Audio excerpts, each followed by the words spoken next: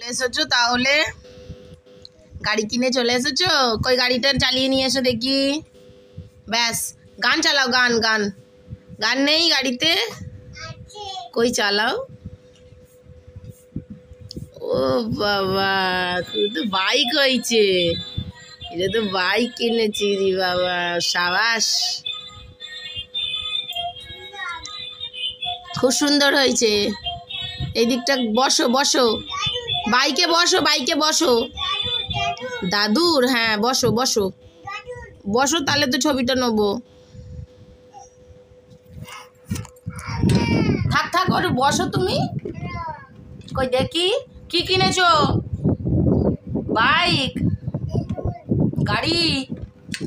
তুমি বসো, এটা তো বাইক আছে, খুব সুন্দর লাগছে, খুব সুন্দর হয়েছে।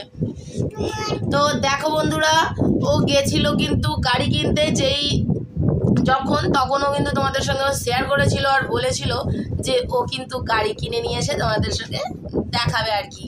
ঠিক আছে, তো গাড়ি কিনে নিয়ে চলে এসেছে।